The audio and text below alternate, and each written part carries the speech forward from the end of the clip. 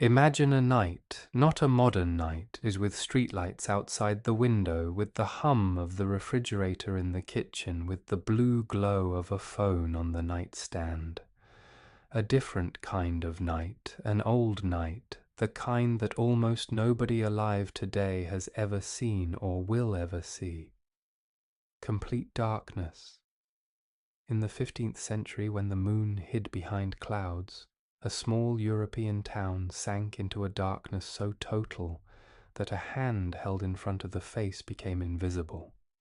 There were no streetlights, there was no electricity. The only light was a candle, if one was still burning, or the embers in the hearth, if they had not yet gone cold. And in that darkness people heard sounds that seemed ordinary in daylight, the creak of a tree, the moan of wind in the chimney, the cry of an owl somewhere out in the fields. And they thought about witches.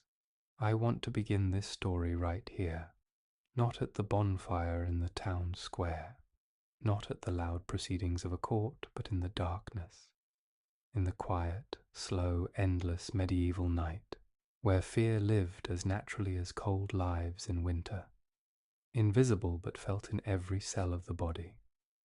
Get comfortable. Lie down if you want to. Pull the blanket up if you are cold.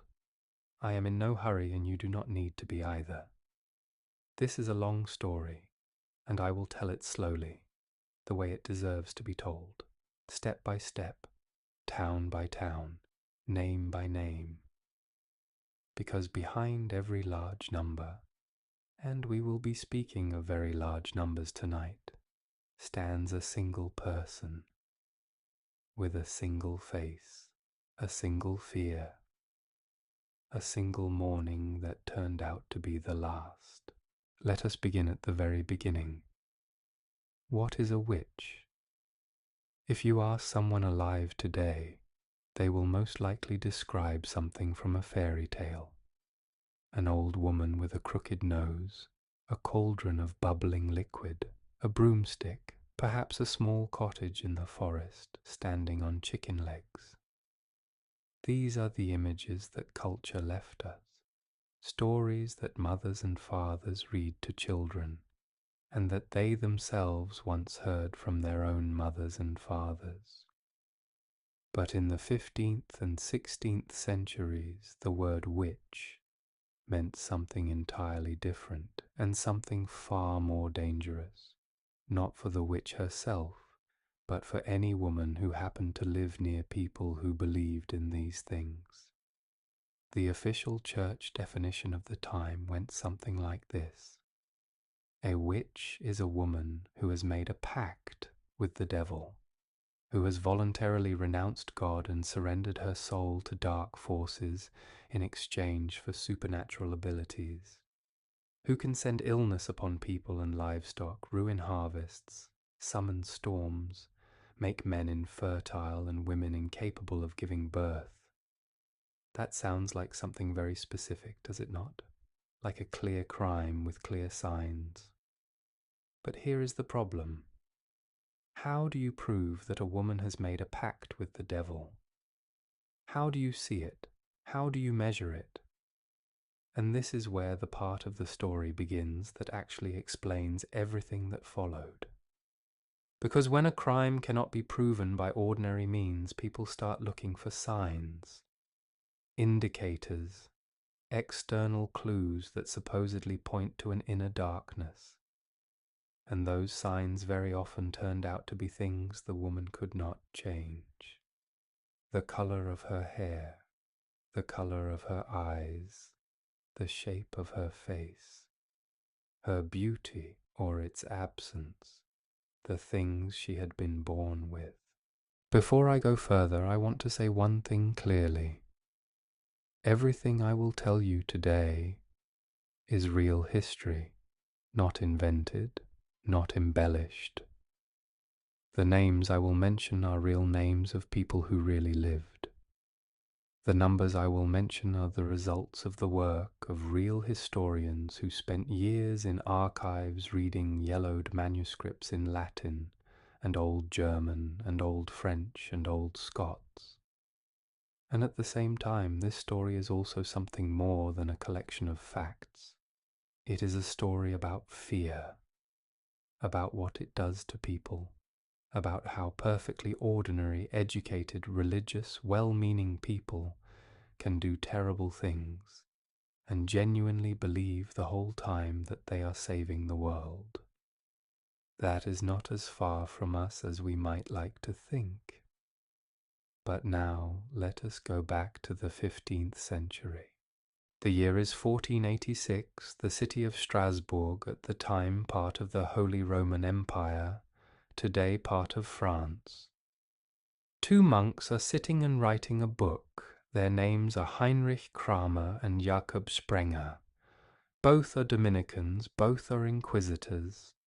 Both are men with university educations who have read Thomas Aquinas and Augustine of Hippo, who know their theology and their philosophy, who are, by the standards of their time, members of the intellectual elite. And they are writing a manual on how to recognize a witch, how to interrogate her, how to obtain a confession, and what to do with her once the confession has been secured. The book was called Malleus Maleficarum, in Latin, the Hammer of Witches. If you translate it into English, it was published in 1486, and over the next 200 years it was reprinted at least 30 times. It was an absolute bestseller of its era, one of the most widely read books in Europe after the Bible. Think about that for a moment. Within 20 years of Gutenberg inventing the printing press, one of the first books to circulate widely across educated Europe was a manual for finding and destroying witches. What was in this book? Many things, but there are a few points I want to highlight separately, because they connect directly to what we are talking about tonight. First, the book argued that women are far more susceptible to witchcraft than men. The authors offered theological arguments. A woman is weaker in spirit, a woman is more vulnerable to temptation, a woman is by her nature closer to the body and further from the mind. This was not new to medieval theology. This attitude toward women had existed long before the Hammer of Witches. But the book gathered all these ideas together, systematized them, and gave them legal force.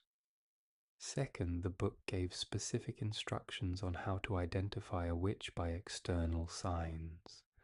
And this is where the part begins that interests us most tonight.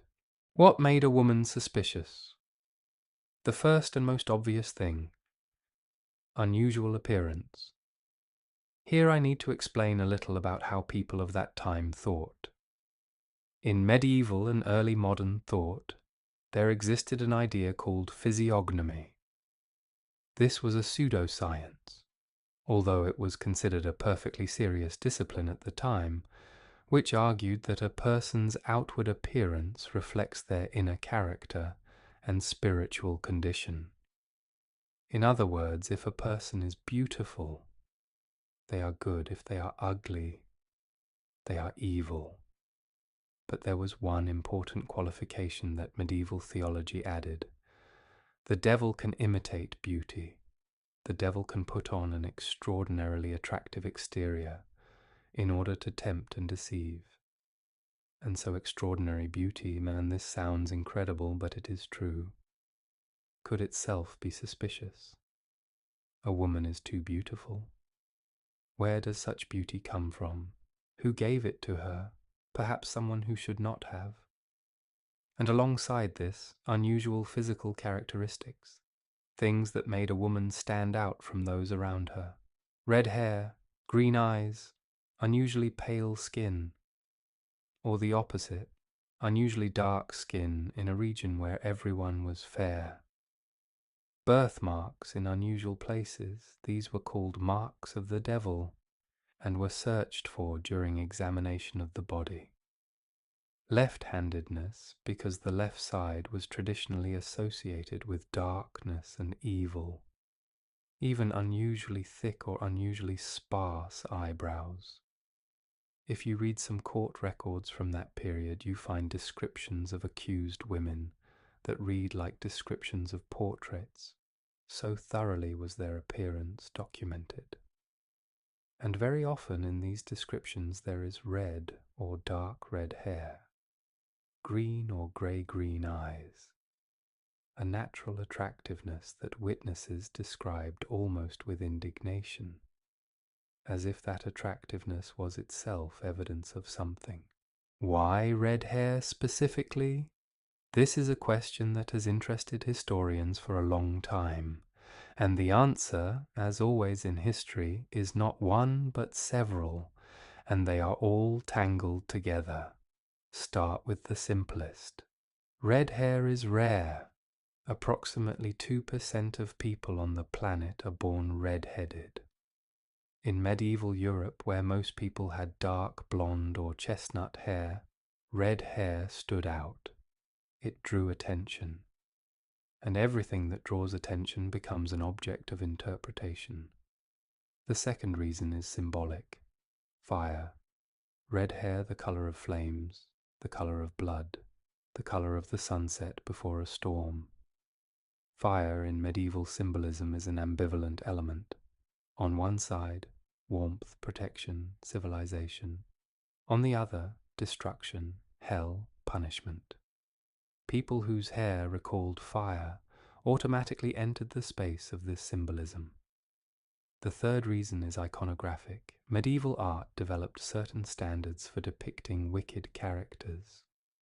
Judas Iscariot, the one who betrayed Christ, was almost invariably depicted with red hair. This became so standard that people who looked at icons and frescoes automatically associated the red color with betrayal and evil. The fourth reason is practical and rather unpleasant. In some regions of Europe, red hair appeared more frequently among certain ethnic groups that the majority population tended to view as outsiders. Jewish communities, Romani people, some Celtic populations, the persecution of witches very often overlapped with the persecution of minorities, and red hair sometimes served as a marker of the stranger, the other. But there is one more reason, and it may be the most important. It connects directly to beauty. Red hair combined with a certain type of face, pale skin, pronounced features, large eyes, produces a very specific, very striking appearance. One that is hard to ignore, one that literally pulls the gaze. And if a woman pulls the gaze, she is already dangerous. In that world, in that logic. Now about green eyes. Green eyes are even rarer than red hair. True green eyes, not grey-green, not brown with green flecks, but genuinely vivid green, belong to fewer than 2% of the world's population. And in medieval Europe they drew attention as well. But rarity is not the whole story. The colour green in medieval symbolism had very specific associations. It was the colour of nature, but wild, untamed nature. The forest where spirits lived and dangerous animals roamed. The herbs and roots that healers worked with. The colour of things that grow in shadow where sunlight cannot reach. If a woman had green eyes and also knew how to stop bleeding with plants, how to calm a feverish child with chamomile tea, how to ease a difficult birth, she was already suspect, even if that knowledge had come to her from her mother, from her grandmother, from her great-grandmother, even if it was simply folk medicine that saved lives because there was no one else to save them, it could still become an accusation. But the most dangerous sign of all was beauty. I know that sounds strange. Why beauty? Let me explain it this way. In medieval thinking, And I am speaking now not of uneducated peasants, but of theologians who wrote serious scholarly treatises. There existed an idea that the devil used beauty as bait, that an extraordinarily beautiful woman was too beautiful, that such beauty could only be granted by someone who wanted something in return. If a man fell into sin, that was the woman's fault. If a man could think of nothing but her, she had bewitched him. If a man lost his money, his health, his reason, somewhere nearby there was always a woman who had caused it. Beauty was not a gift. Beauty was evidence. I want to tell you something that I think is important to understand before we go further. When we say the witch hunts, most people picture a world of ignorant, frightened peasants stumbling through superstition. But this is not accurate. The men who designed, ran, and legitimized the witch trials were often the most educated men of their time. They had university degrees, they read Latin, they engaged in careful theological reasoning, and they genuinely believed. This is the most unsettling part of the whole story. Not that monsters did monstrous things. History is full of that, and it does not surprise us anymore. But that intelligent, educated, pious people who loved their children and kept their promises and helped their neighbors, could construct and maintain a system that destroyed tens of thousands of innocent lives. They were not pretending. They were not secretly aware that it was wrong. They thought they were right. Fear does something to human reason. It does not simply cloud it. It hijacks it. It takes the entire apparatus of logic and argument and evidence and turns it toward the conclusion that fear has already reached. And once that happens, the most learned man in the room becomes as dangerous as the most ignorant, because he can provide justifications. The Hammer of Witches is, in a horrible way, a sophisticated book. It addresses counter-arguments, it anticipates objections, it reasons carefully step by step toward conclusions that we now recognize as monstrous. But the reasoning is not sloppy, it is just wrong in its premises. And that is how systems of persecution almost always work, not through obvious brutality that everyone can see and name, but through careful reasoning from terrified premises. I want to take you on a journey through a map now. Picture a map of Europe, the way it looked in the 16th century. Without modern borders, those were completely different then. But there are rivers, mountains, cities, with their market squares and church spires. And if we were to mark on that map every place where a major witch trial took place, the map would fill with dots so densely that some regions would blur into a single dark stain. Where is it thickest? The Holy Roman Empire, modern Germany, Austria, parts of Switzerland, Alsace and Lorraine, Scotland, northern France, Scandinavia, Poland, Hungary. But there are places where it happened with such intensity that even now, 5 centuries later, local residents remember, not as abstract history, but as something almost personal. One of those places is a small city called Trier, in the valley of the Moselle River. Trier is one of the oldest cities in Germany. It was founded by the Romans. By the 16th century it had everything: a bishopric, a university, a market, several monasteries. A civilized city, an educated city. And between 1587 and 1589, more than 360 people were burned there. In 2 years, 360 people. There are chronicles written by eyewitnesses from that time which state that in some of the surrounding villages, after the trials, not a single woman remained. Literally not one. all either dead or fled. What provoked this? A series of failed harvests, cold summers. We know now that this was part of what historians call the Little Ice Age, when average European temperatures dropped by several degrees below normal. People were hungry, livestock was dying, and someone had to be responsible. In Trier they found someone responsible. The chief inquisitor was a man named Peter Binsfeld, a suffragan bishop, an educated man, the author of his own treatise on demons, a man who genuinely believed he was saving his diocese from a diabolical invasion. Binsfeld kept a list. It survives. A list of names of those he condemned. And if you read it, and I have read a translation of it, the first sensation is a strange numbness, because these are just names, ordinary names. Katharina, Margareta, Agnes, Else, Ursula, women with the same names as neighbours, mothers, daughters. They were real, they lived. They probably stoked their fires in the morning and cooked their porridge. They probably had favourite songs. They probably loved someone.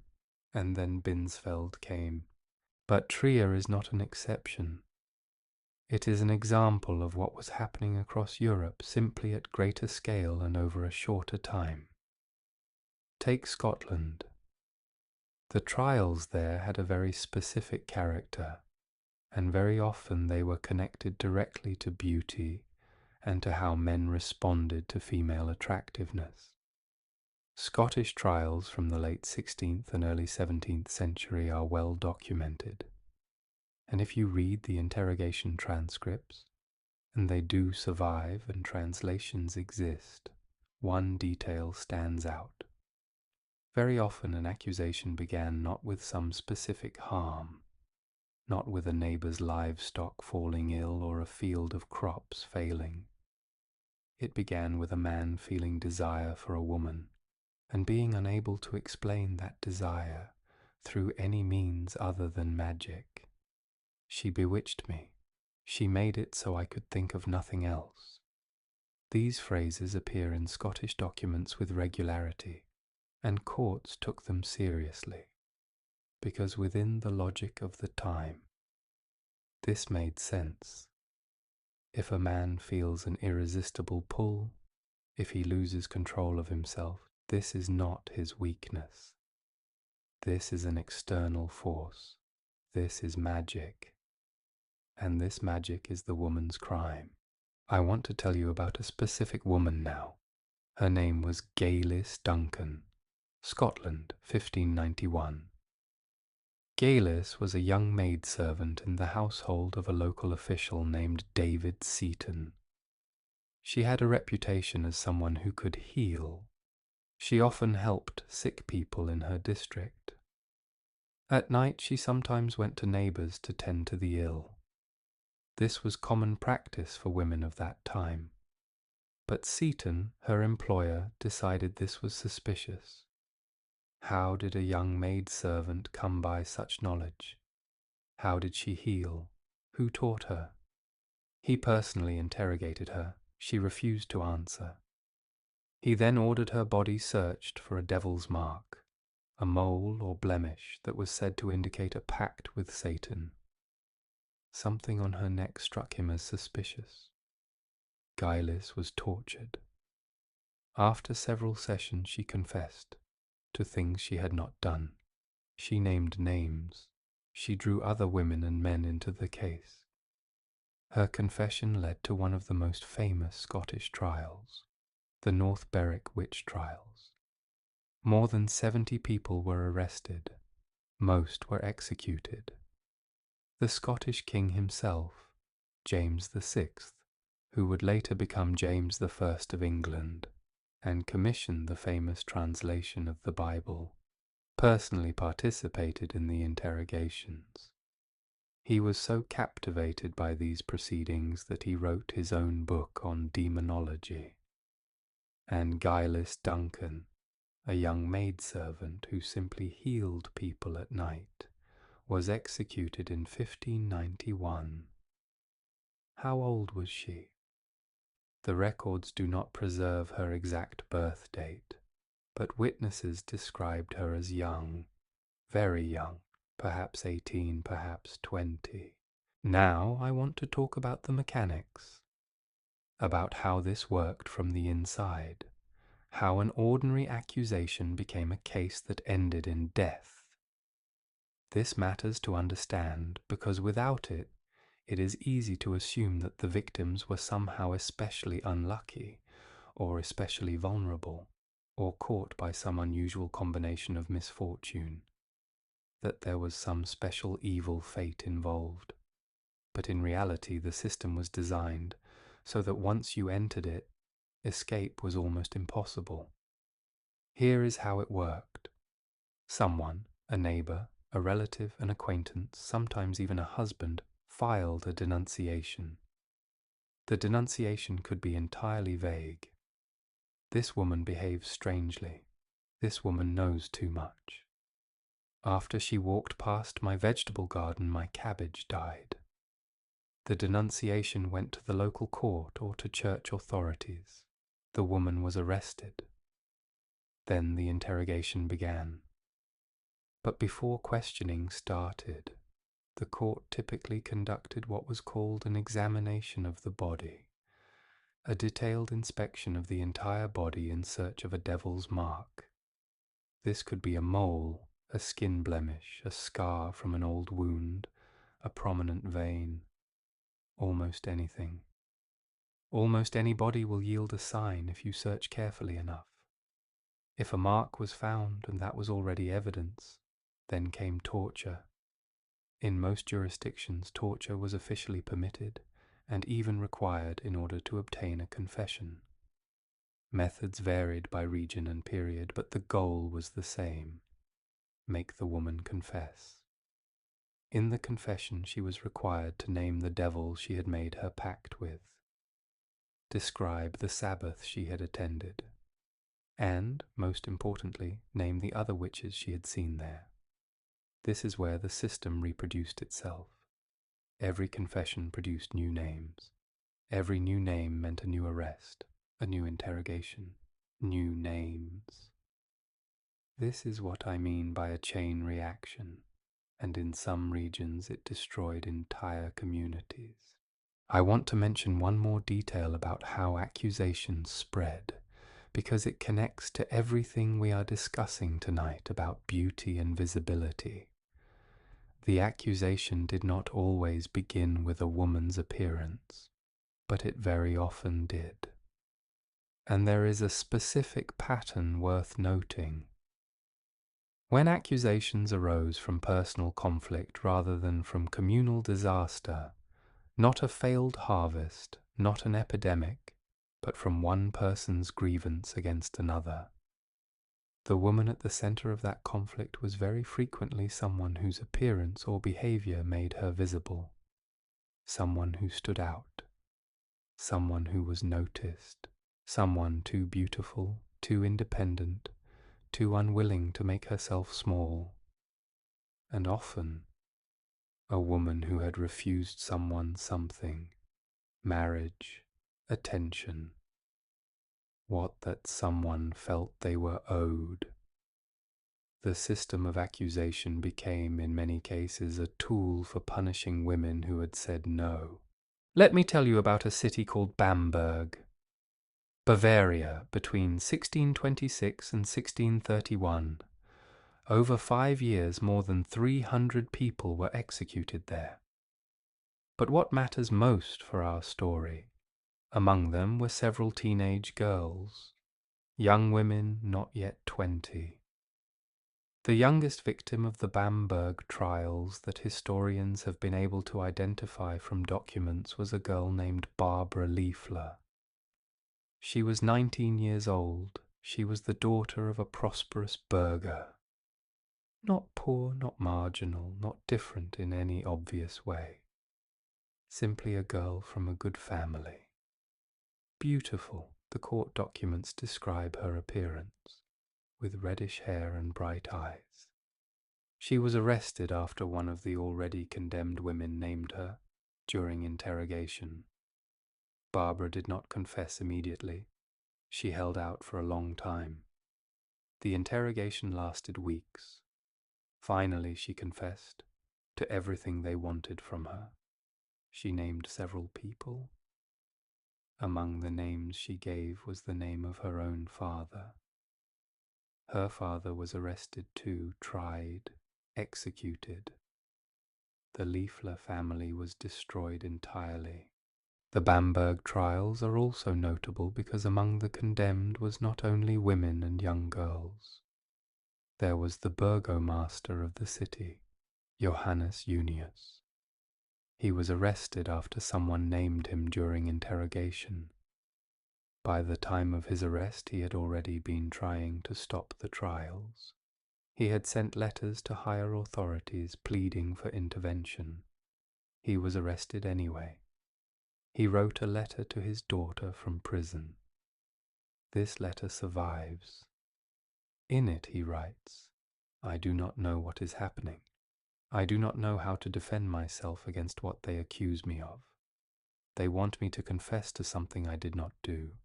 But if I confess, I am executed. And if I do not confess, they will torture me until I do." Junius did not confess. He was tortured several times. He still did not confess.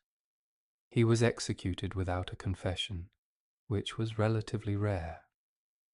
His letter to his daughter is one of the most haunting documents of that entire era, not because it describes horrors, but because it is the voice of a completely rational, intelligent person who cannot understand what is happening to him, who is looking for logic in a place where logic does not exist. How does one defend oneself against such an accusation? He asks. The answer is that one cannot. The system was designed so that defense was impossible. But the system was not monolithic. There were people who resisted, who questioned, who risked their reputations and their lives to say, "This is wrong." One of those people was a Jesuit priest named Friedrich Spee von Langenfeld. He lived at exactly the same time as the Bamberg trials. He was a confessor, meaning he was called to condemned prisoners before their executions, to hear their last confession. And he talked with them, listened to them, looked them in the eyes. After several years of this work, he wrote a book. Anonymously, and because he knew that if he signed his own name, he might be arrested himself. The book was called Cautio Criminalis, a warning against witch trials. In it he wrote very simply and very plainly, "I have not met a single witch. I have met women who were tortured until they said what their interrogators wanted to hear. I have met women whose only crime was that someone named them during an interrogation. This system does not find criminals. This system manufactures victims." Spee's book was published in 1631. It had some influence, but the trials continued for several more decades. Perhaps one book, even a very honest and very precise one, cannot stop a system that has already gathered this much momentum. I want to pause for a moment and talk about numbers, because numbers matter, not to impress but to understand the scale. Over 3 centuries, approximately from 1450 to 1750, somewhere between 40 and 100,000 judicial proceedings against witches took place in Europe. That range in the estimates is not due to imprecision on the historian's part, but because records survived unevenly. Some archives were destroyed, some were never systematically catalogued, and some trials left no written trace at all. But even the most conservative estimate, 40,000 executed, is 40,000 people. 40,000 human lives ended by a system designed so that winning was impossible. Of those 40 to 60,000, approximately 80% were women, but not all women. not evenly distributed across all of Europe and all social groups. Modern research has produced a very clear portrait of who was most vulnerable. Most often victims were women between the ages of 20 and 50, unmarried or widowed, meaning those who had no husband to protect them, women who lived at the edge of their community, literally or figuratively, women who possessed some specific knowledge or skill, herbalists, midwives, healers, and women with unusual appearances. I need to speak separately about midwives, because this is a very important and very sad detail. In medieval and early modern Europe, childbirth was a woman's domain. Physicians, almost exclusively men, were not present at births. This work fell to midwives, women who knew how to assist during delivery, who knew what to do when things went wrong, who had experience accumulated over years of practice. But childbirth in those times was extraordinarily dangerous. Maternal mortality was enormous. Infant mortality was even higher. Very often a child was born dead, or died within the first hours or days or weeks, or the mother did not survive the birth. And when a child died, who was present? The midwife. The Hammer of Witches explicitly identified midwives as a particularly suspect category.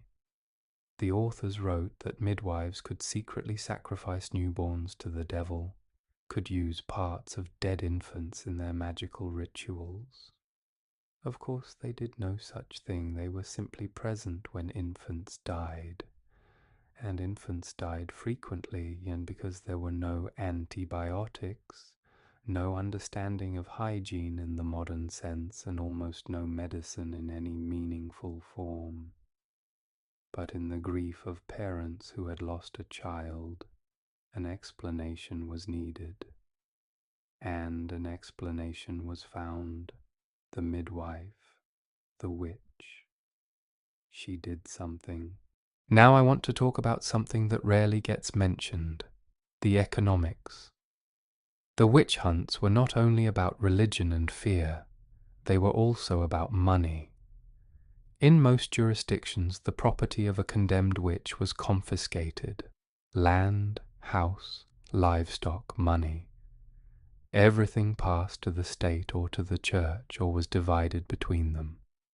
And the costs of the trial and execution, and this is extraordinary but true, were charged against the assets of the condemned woman herself, or against her family, meaning the victim paid for her own execution, with her own money, with her own property.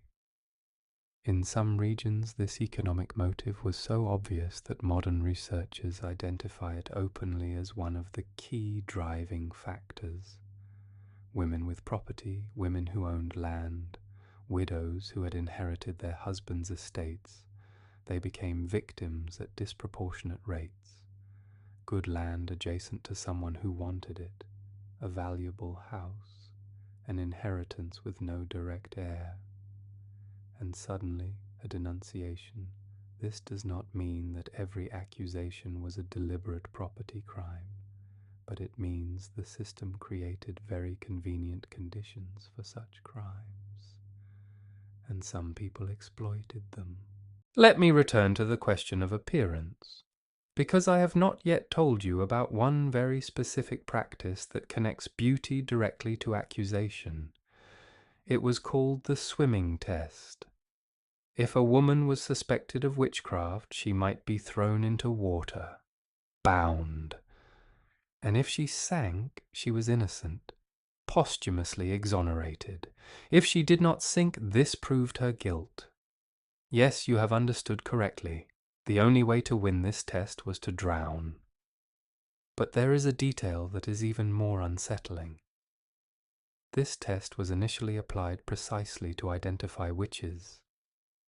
And in the texts of the time there are explanations of why a witch does not sink.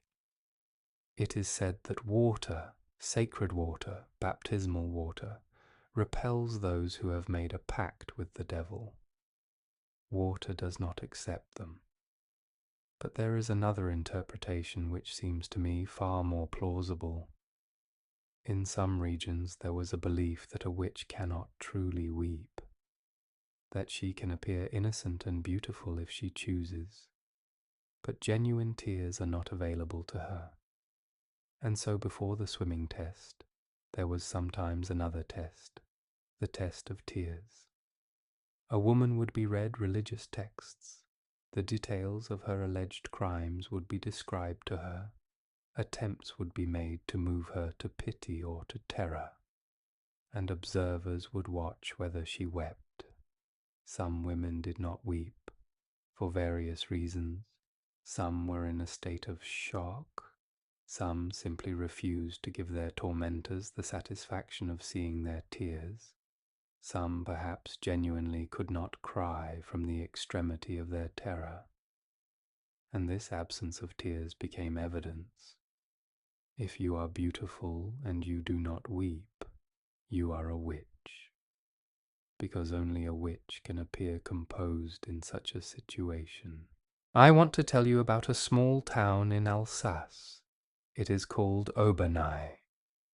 Today it is a little tourist destination with half-timbered houses and vineyards all around. A very beautiful place.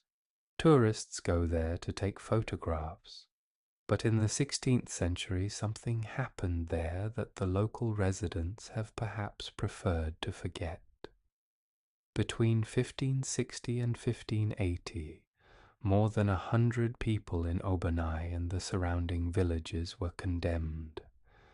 In a town where the entire population numbered only a few thousand. Proportionally, as if a modern city of 50,000 people were to try and execute 2,000 of its residents over 20 years. Among the condemned were women described as beautiful and young. One of them, her name survives in the documents as Barbara of Gerlichsheim, was described by witnesses as an unusually beautiful woman with fiery hair. She sold herbs at the local market. She knew their properties. She healed people. She was accused by a neighbor whose wife had fallen ill after buying a preparation from Barbara. The wife recovered, but Barbara was already in custody. The trial lasted 3 weeks. She did not confess. The torture was administered over several sessions. Finally she confessed that she had made a pact with the devil 20 years before, that she had flown to Sabbaths, that she had ruined a neighbor's field. She was burned in the autumn of 1564. The market continued to operate. Someone else sold the herbs now. One of the things that matters most to me in this story, and I say this now in the middle of it because I want it to stay with you, is not to turn the victims into symbols, not to make them abstract figures in a grand tragedy. They were people, real people. Barbara of Gerlichsheim probably had favorite herbs that she grew herself, probably had someone she loved, probably had small joys, a good market day when everything sold quickly, a beautiful autumn when the vines were heavy. Gillis Duncan, the young Scottish maidservant, she certainly had things that made her laugh. People she wanted to see. Behind every name in these lists is a specific human existence, specific days and nights, specific thoughts before sleep, and a specific moment when all of that ended. I want to speak about one more category of women who were especially vulnerable, those who were called, in the language of the time, maidens. Unmarried women past a certain age. In different regions this age might range from 20 to 30, arouse suspicion by the simple fact of their being unmarried.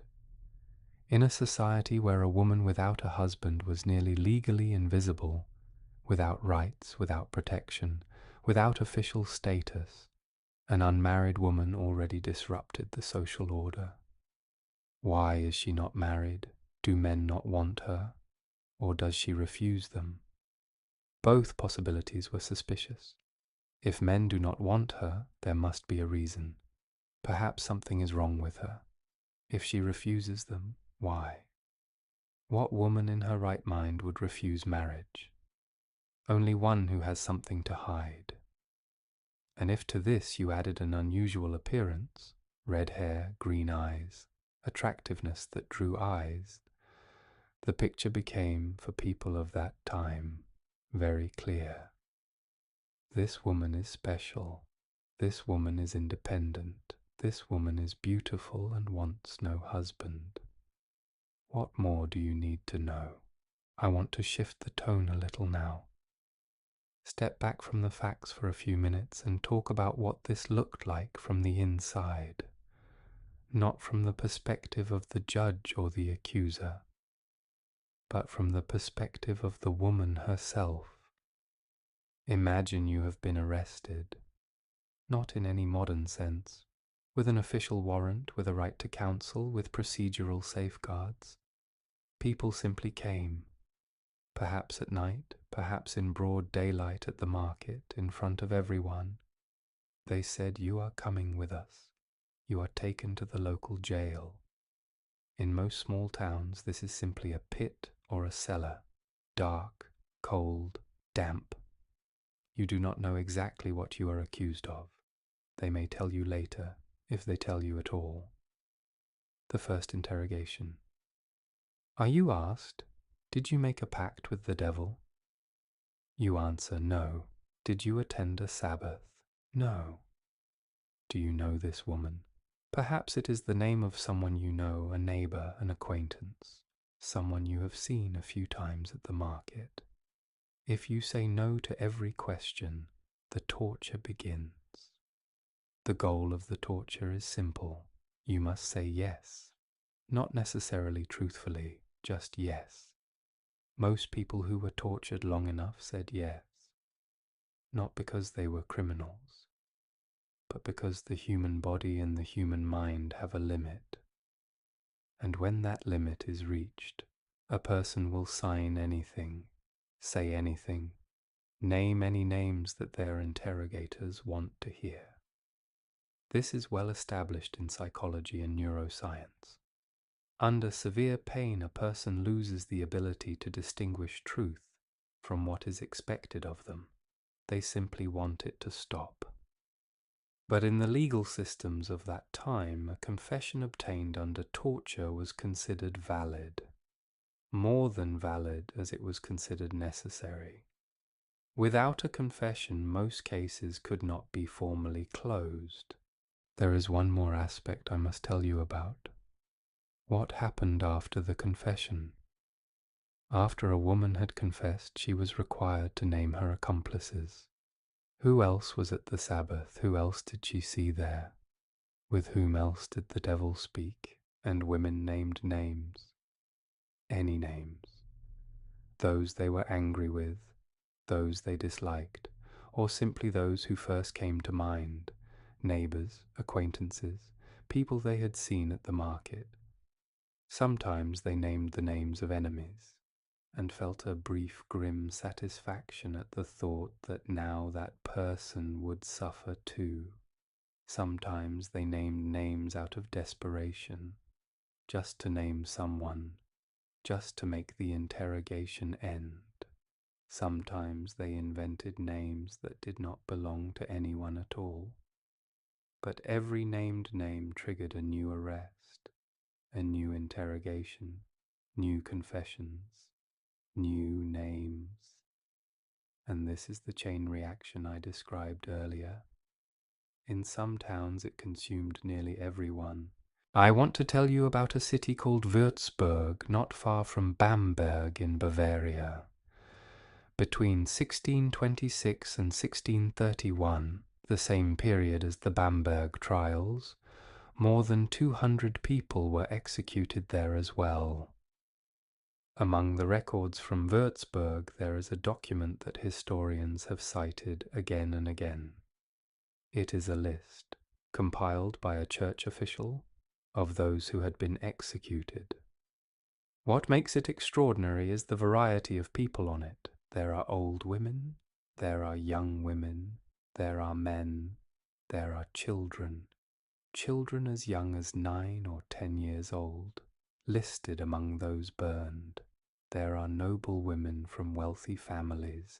There are the wives of merchants and city officials. There is a student from the university. There is a blind girl. And there are descriptions, short phrases after each name, phrases that capture something of who that person was. One entry reads, "A beautiful young girl, known to all in the market, red-haired, who sold flowers." That is all we know of her. We do not know her name. It was apparently not considered worth recording. We know she was young. We know she was beautiful. We know she had red hair. We know she sold flowers in the market. And we know she was burned. I want to now talk about something that is rarely discussed. What happened to the women who survived? Because some did survive. Some managed to avoid conviction through lack of evidence, through the influence of their families, through the fact that the proceedings against them did not gather enough momentum. Some managed to flee. But what happened to them afterward? Even if a woman was officially acquitted, the accusation left a shadow, a residue of suspicion that never fully lifted. Neighbors remembered. They knew she had been arrested, that she had been questioned, that she had been suspected. Some acquitted women could not return to their town or village. Some were forced to move, to change their names, to begin again somewhere no one knew them, and their children, if they had any, carried this stain even longer. Daughter of a witch, granddaughter of a witch. In closed communities, memory lives for generations. I want to talk now about something that sounds strange at first, but makes a kind of terrible sense when you think about it. Women also denounced women, quite frequently.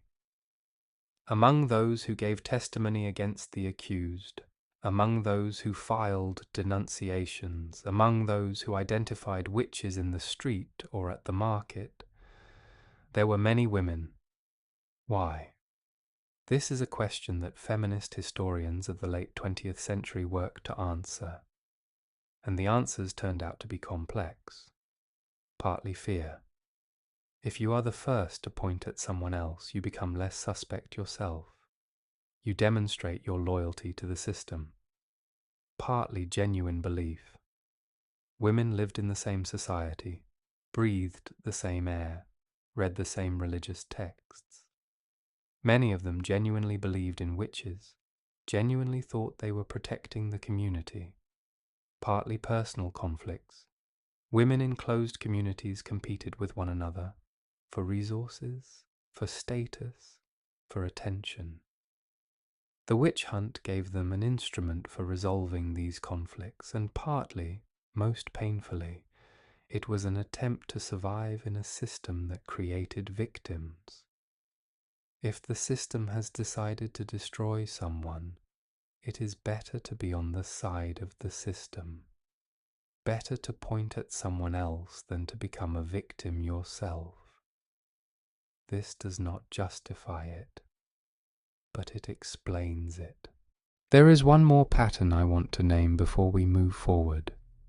It is connected to the relationship between beauty and accusation in a very specific and very concrete way. In several documented cases, accusations of witchcraft arose directly from a woman's refusal. A man had asked for something, her hand in marriage, her company, her attention, and she had said no.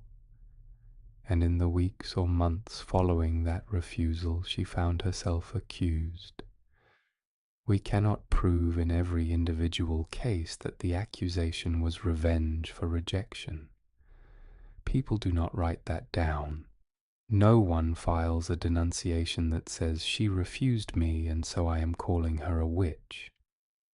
But the pattern is there, visible in the documents. A refusal followed by cooling relations followed by an accusation. And within the logic of the time, this even made sense. If a man wanted a woman and she refused him, was that not unnatural? Was that not a sign of something wrong with her? What normal woman refuses a decent man? Only one who has unnatural knowledge. Only one who has power she should not have. The refusal became evidence of the very thing that explained the refusal. This is the kind of circular logic that systems of persecution run on. You cannot escape it from the inside. There is no correct answer. Every response confirms the premise. There is one place in Europe that I have not yet spoken about, a place that is often skipped in general accounts of the witch hunts, perhaps because it sits somewhat apart from the main centers of events. But for our story it is very important. That place is Scandinavia, specifically Sweden and Finland in the late 17th century. In 1672, in a Swedish province called Dalarna, a series of proceedings began that entered history under the name The Great Noise, Stora Ovasendet in Swedish. It began with children. Several children, the youngest was 9 years old, began telling stories that at night they were carried to Sabbaths, that they saw adult women there, that they knew who was a witch. The court accepted children's testimony as evidence. This is one of the most disturbing details of the entire era of the witch hunts. Children, who might be inventing, who might be repeating things they had heard adults say, who might be saying what they sensed was expected of them, became the primary witnesses for the prosecution, and their words were believed over the denials of adults. In Sweden at that time, more than 300 people were executed. Among them were women described as young and attractive. One court record describes a woman named Kajsa, characterized as too confident in herself and too beautiful beyond measure, and these words appear in the actual document as suspicious indicators. Too confident, too beautiful. For a 17th century court, this read like a verdict. But I want to move now from specific places and names to a broader question. One that I believe is central to everything we are discussing tonight. Why did beauty, real, undeniable, visible beauty, so often serve as the trigger for accusations? I have already spoken about the theological answer. The devil uses beauty as bait. But there is another answer, more grounded, and perhaps more true. Beauty in a closed community is power. A beautiful woman draws attention. Men look at her, think about her. Some want to be near her. Some try to win her favor. Some spend time and money and thought in her direction. This means a beautiful woman has a certain influence, not formal, not legal, but real. She can affect men's decisions, their moods, their behavior. In a society where women officially had almost no power, no right to vote, no right to own property independently, no right to sign contracts, this informal influence was perceived as something suspicious, almost supernatural. Where does this power come from? Who gave it to her? An ordinary woman should not have this kind of influence. If a woman influences a man, that is magic, that is witchcraft, that is unlawful. I want to speak about America now, because the story does not end in Europe. Salem, Massachusetts, 1692. You have almost certainly heard of this. The Salem witch trials are one of the most famous chapters in this long history, and they connect again to children, to women's bodies, to beauty, and to power. It began in winter. Several teenage girls started behaving strangely, trembling, crying out, seeing visions. The local minister, the father of one of the girls, decided this was witchcraft. The girls were asked, "Who is tormenting you?" They named names. At first, marginal women, an enslaved woman from Barbados named Tituba, who was tortured until she confessed. A homeless elderly woman. A woman with a reputation for causing trouble. But then, and this is where something very important happens, new names began to appear, no longer marginal, no longer obviously other. Among those accused in Salem was a woman named Rebecca Nurse. She was 71 years old. She was a respected member of the community. She was devout. She had a large family that vouched for her. The jury initially acquitted her. The judge sent them back to reconsider their verdict. They returned with a guilty finding. Rebecca Nurse was hanged in August of 1692. Among the accused was also Bridget Bishop, the owner of a tavern, known for her colourful clothing and independent manner. She was described as a striking and confident woman who did not follow the expected rules. She was one of the first hanged. 19 people in total were executed in Salem. By European standards, a small number. By the standards of what it meant to those families. Devastating. And then a few months later, everything stopped abruptly. The wives and mothers of prominent men began appearing on the lists of the accused, and the same court that had been convicting people for months suddenly began finding legal reasons for acquittals.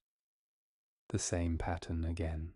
The system is just, while it strikes at others. Unjust, when it begins to strike at one's own. Now I want to address a question that I have been circling around throughout this whole story. One that I think is worth asking directly. Where were the men, the fathers, the brothers, the husbands, the sons? Why did they not protect their women? The answer is uncomfortable and layered. Some did try to protect and ended up accused themselves. Johannes Junius of Bamberg, whose letter to his daughter I mentioned earlier, is one example of many. Several men who publicly defended their wives or mothers found themselves arrested, but many said nothing, or filed denunciations themselves, or simply looked away. Why? First, fear. Anyone who defended an accused witch risked being accused of complicity. Second, community pressure. If the entire community had decided a woman was a witch, anyone who disagreed placed themselves outside the community. And in that society, to be outside the community meant near death, social, economic, sometimes literal.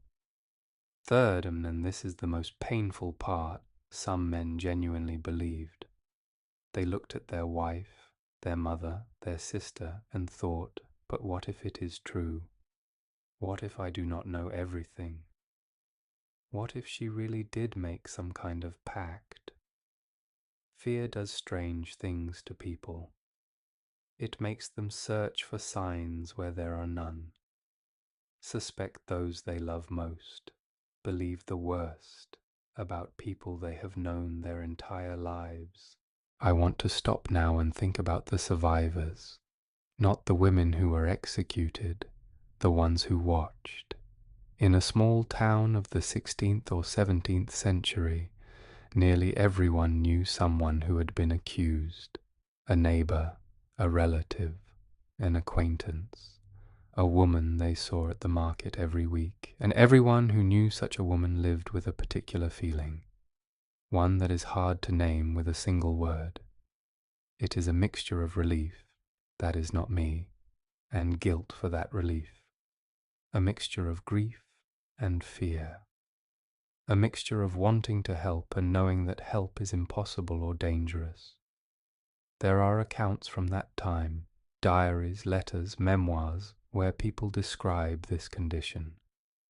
A woman from Cologne wrote in her diary, it survives in an archive, that after the execution of her neighbor, she could not sleep for several weeks, that she thought about her every evening, that she knew her neighbor was innocent, that she had done nothing to help her, that she had been afraid. I was afraid, she wrote simply, without excuses, simply stating the fact. This woman, whose name we do not know because the signature in the diary did not survive, was not a monster. She was an ordinary person who lived in a system where the right choice cost too much. There is one aspect of this story that does not often get acknowledged. It sits uncomfortably alongside everything else, but it matters. Not all the women who accused other women were acting purely from fear or self-protection. Some were genuinely convinced. Some had real grievances that had nothing to do with witchcraft, but that the system gave them a way to express. In a society where women had almost no formal recourse for conflict, no court they could approach on equal terms, no legal standing to pursue most disputes, the witch accusation became, for some women, a terrible substitute for justice, a way to settle a debt that could not be settled any other way. A woman whose husband had been seduced away, a woman whose property had been taken, a woman who had been cheated, humiliated, wronged, and had no legal path to address it. The witch trial gave her a path that destroyed the innocent. But in her mind, sometimes, the person she accused was not innocent, was not simply a victim, was someone who had genuinely wronged her. The system exploited this, channeled legitimate grievances into an illegitimate and murderous process, turned real pain into a weapon against people who were, legally speaking, innocent. This does not make the accusers blameless, but it adds another layer to a story that is already complicated enough. I want to speak now about a region we have not yet visited, the Rhine Valley, in the territory between what is now France and Germany. In the years between 1580 and 1630, this region saw some of the most intense prosecutions anywhere in Europe. Small towns and villages, one after another, were swept into chains of accusation that consumed dozens, sometimes hundreds of people in the space of a few years. One of the more thoroughly documented cases from this region involves a woman known in the records as Anna of Mindelheim. We do not know her family name. Records from that period often did not preserve women's surnames. What we do know is that she was a midwife, that she had practiced her craft for more than 20 years, that she was widely respected in her community, and that she had red hair and was described in the trial record as still beautiful despite her age. She was accused by the family of a child who had died 3 days after she had assisted in its delivery. The accusation said she had touched the child with hands already pledged to the devil. The child had died of what we would now recognize as a common neonatal infection. Anna had done nothing wrong. She had in fact saved the mother's life during what appears from the record to have been a very difficult delivery. None of that mattered. Anna was tortured for 9 days. She did not confess. On the 10th day she died in the prison cell before the execution could be carried out. The court recorded her as having died of natural causes. Her property was confiscated anyway. Let me speak about the end now, about how it finally stopped. Why did the witch hunts end? And when? Officially, in most of Europe, they ended in the 18th century. The last execution for witchcraft in England took place in 1722. In Germany somewhere in the 1750s. In Poland toward the end of the 18th century. But why did they end? There are several reasons, and all of them matter. The first is the Enlightenment. In the 17th and 18th centuries, thinkers began systematically questioning traditional authorities, asking where is the evidence that witches exist? Why do we consider confessions obtained under torture to be reliable? These questions were dangerous. You could lose your reputation or your freedom for asking them, but gradually they gained ground. The second reason is that the economic and social instability that had fueled the trials gradually eased. The Little Ice Age was ending. Harvests improved. Plague receded. People were a little less frightened. And fear, as we have established, was one of the primary engines.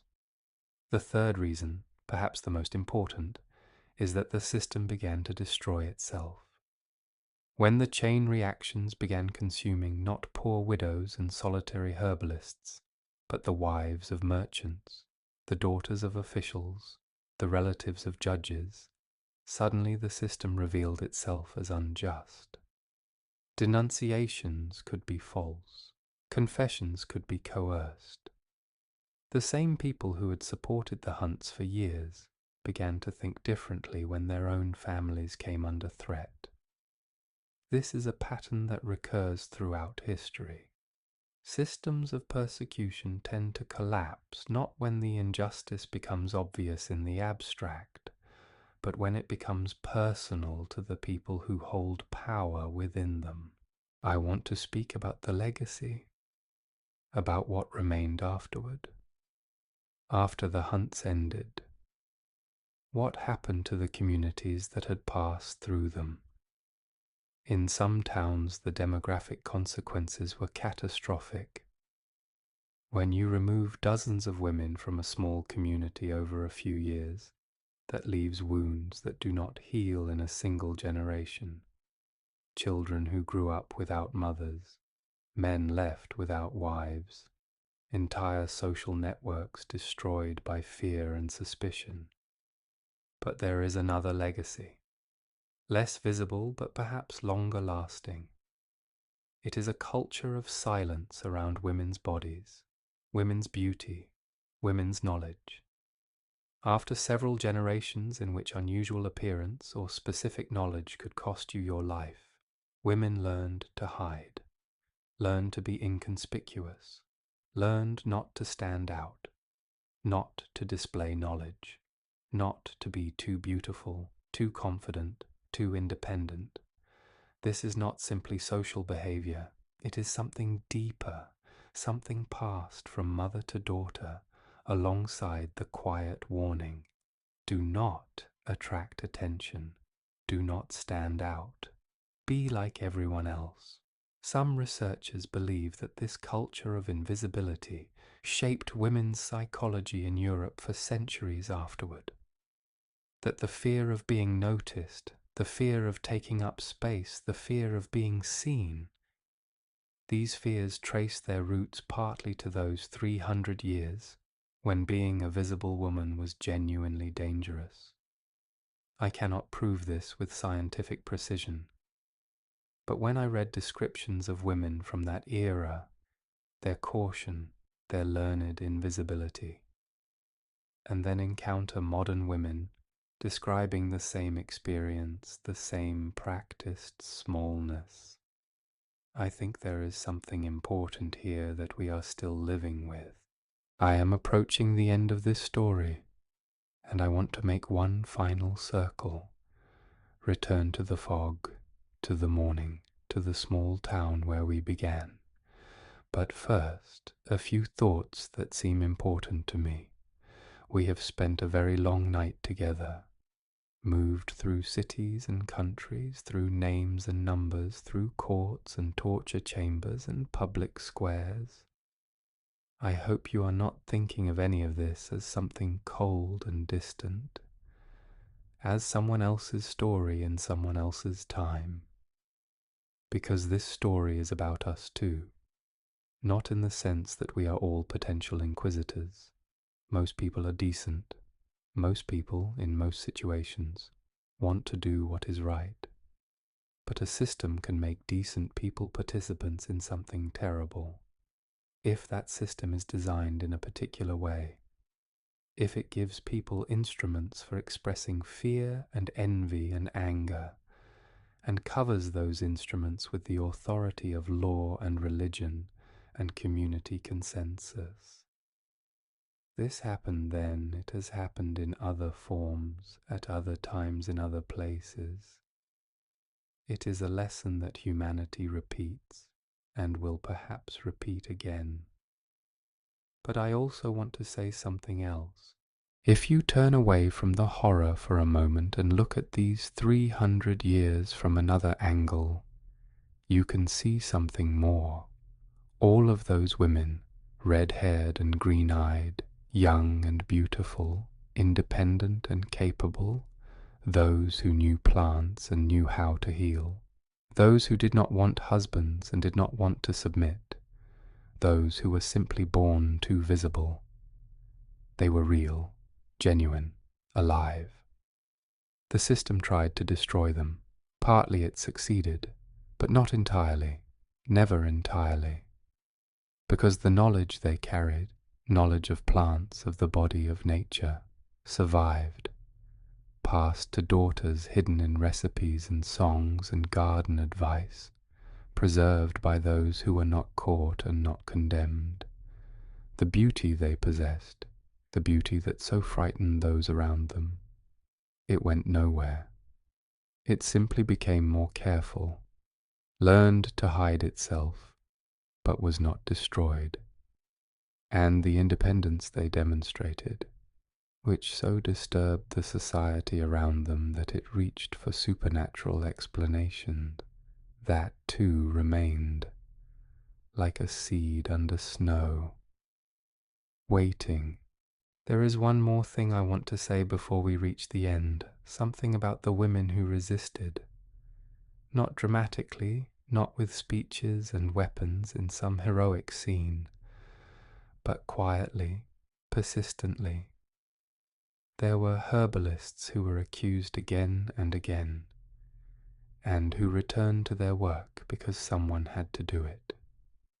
There were healers who hid their knowledge, passed it to daughters in the guise of cooking recipes and gardening advice, and so preserved it. There were women who helped other women escape, who hid them, who gave them new names. There were women who said no in the courtroom, to the end, who did not name names, who did not sign confessions, who died without having done harm to another person, even when it cost them everything.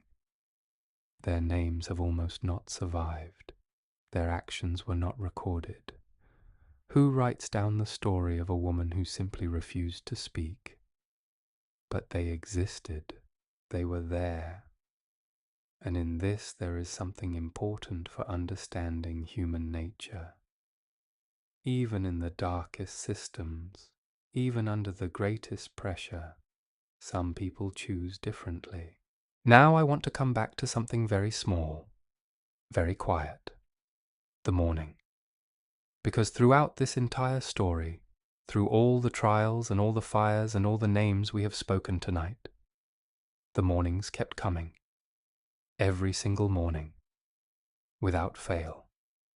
In Trier, in 1588, the morning came. The fog rose from the Moselle. Birds sang in the trees along the river. Somewhere a baker was already at work, and the smell of bread was moving through the streets. In Bamberg, in 1629, morning came. A child cried in some house and was comforted. Somewhere a dog barked and went quiet. Somewhere a cart moved slowly down a cobblestone lane. In Salem in 1692 morning came. The Atlantic light came grey and flat over the water. The grass was wet, the air smelled of the sea. The mornings did not care. They came anyway. They brought their light and their sounds and their smell of wet earth, indifferent to human terror, to human books, to human fires. Time passes, it always passes, and eventually even the darkest pages get turned. Let me return to where we began, a small town somewhere in Europe. The year is approximately 1520. Early morning, the fog has not yet lifted from the river. The streets are empty, a candle burns here and there in a window. And at the edge of the town, past the kitchen gardens where nettles and old lilac grow, there is a girl named Margaret. She is 17 years old. She has red hair. And because of this, she never goes to the market alone. She is not sleeping now. She rarely sleeps well. She lies in the dark and listens to the sounds of the early morning beginning to form outside her shutters. The first bird, tentative, trying out the silence. The slow creak of a cartwheel somewhere far off. The faint sound of the river, always the same. Margaret is a fiction. I invented her at the beginning of this story because I needed a face, a specific face, a specific life, to put at the center of all these numbers and documents and names. But she is also not entirely a fiction, because there were thousands of girls like her, tens of thousands, girls who were born with unusual hair or unusual eyes or unusual beauty, and who grew up knowing, in the way that children always know things before they are told, that this was something to be careful about, something to hide or apologize for or minimize. Girls who learned to walk quietly through the world, to take up less space, to not be seen, and yet they existed, they lived, they breathed the same morning air that I am imagining right now. They had their own thoughts, their own loves, their own small private joys, the smell of bread, the sound of a familiar voice, the feeling of the sun on the face after a long winter. All of it real, all of it theirs, all of it taken, or almost taken, by a system that was afraid of them. The fog lies on the river. The town is not yet awake. Somewhere a dog barks once and goes quiet. The first light is beginning to separate the roof lines from the sky, that particular grey that comes just before colour returns to the world. Margaret closes her eyes. Not because she is falling asleep, but because sometimes, even in the hardest of times, you need to close your eyes for a moment. Let yourself have this one small morning, this fog, this bird that is just now beginning to sing outside the window, still quiet, still unsure of itself, as if asking permission. Yes, says the morning. A little longer now. Tomorrow there will be fear again. Tomorrow she will have to be careful again. But right now there is only the morning, only the fog, only the bird singing softly somewhere beyond the shuttered window. Sleep now.